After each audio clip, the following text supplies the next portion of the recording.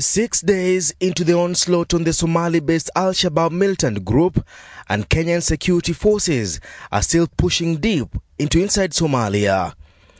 Dolby, Beleskakoni, Bibi and Janabela are the latest towns inside Somalia that have fallen into the hands of Somalia Transitional Forces with the backing of the Kenyan military. By Thursday evening, a combined force of air and ground troops were advancing towards the port town of Kisimayu, a stronghold of Al-Shabaab that has since threatened to launch attacks on the Kenyan soil if the Kenyan government does not withdraw from Somalia. Heavy rains continue to slow down the movement of Kenyan security forces towards the Kenya-Somalia border at Liboy. But here at refugee camp in Dadaab, it's all quiet despite the kidnapping of 2 Spanish aid workers who are now in the hands of the Al-Shabaab militia group.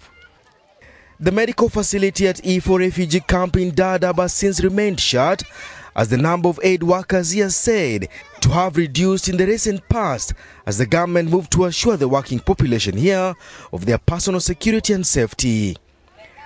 Refugees here say since the 2 Spanish aid workers were kidnapped by gang-toting Al-Shabaab militia, a large population seeking medical attention in the populous refugee camp has been affected.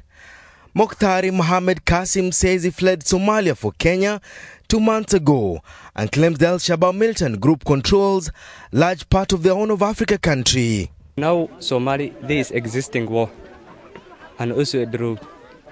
But now we come here and we get a settlement.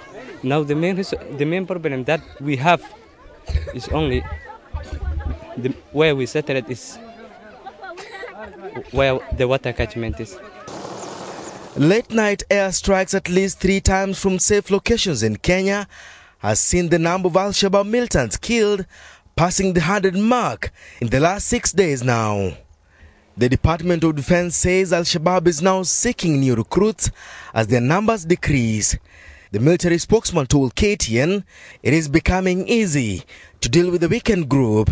Policing the 1,200-kilometer-long border has also seen 3 Kenyan military personnel injured in Ras Kamboni after pirates on the mainland shot at the Navy boat as it patrolled the area.